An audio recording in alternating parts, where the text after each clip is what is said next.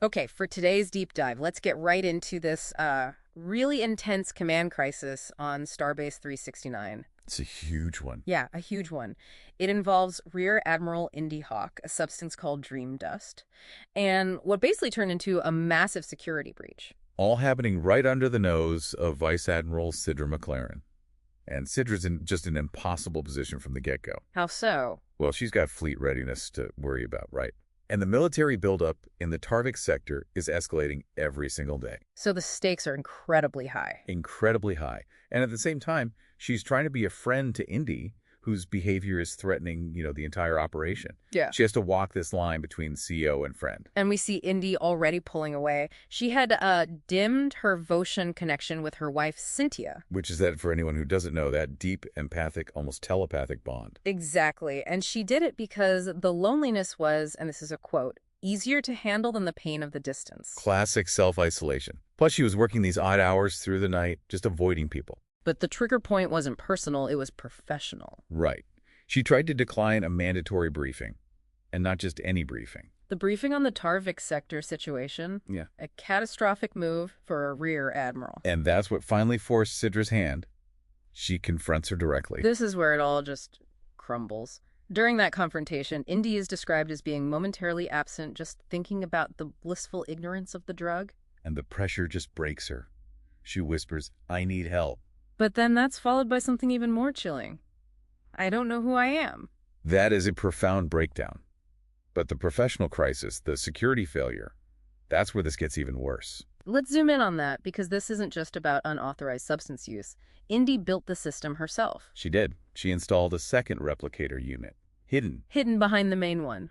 And it was, for all intents and purposes, a ghost. Exactly. It had a custom control panel designed specifically not to log anything. No usage, no elements. It bypassed all the standard protocols. But the real danger was the power source, wasn't it? Oh, absolutely. This is the critical failure. She tapped power from the highest clearance levels on the station. So command override systems? Yes, and she shunted that power through secondary and tertiary conduits to hide the draw. It was invisible to diagnostics. Which means the entire base was at risk of a brownout, or worse, if that thing shorted out. It was a weaponized vulnerability. And that explains Citra's response. She didn't go to medical. She went straight to JAG. The Judge Advocate General, the military prosecutors. Right. She reported it as a weaponized vulnerability, effectively treating the addiction as a failure of military hardware security. It's a huge step. So Indy is relieved of duty, pending evaluation, and the detox from the reports was just brutal. In her temporary quarters, she was cycling between extreme anger and just total confusion, pacing, running her hands through her hair. And there's that one detail that changes everything. She hits a cupboard with incredible force. It has no visible injury. Right. No broken hand, not even a bruise. That's the key. A normal chemical withdrawal doesn't do that.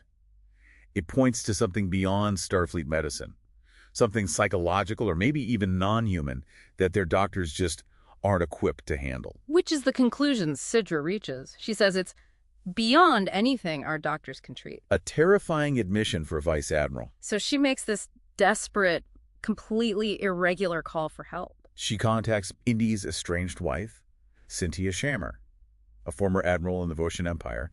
She goes outside Starfleet entirely. To save the person because the officer was already lost. So what you're left with is this high-ranking officer addicted to a drug she herself manufactured, who has lost her entire sense of self.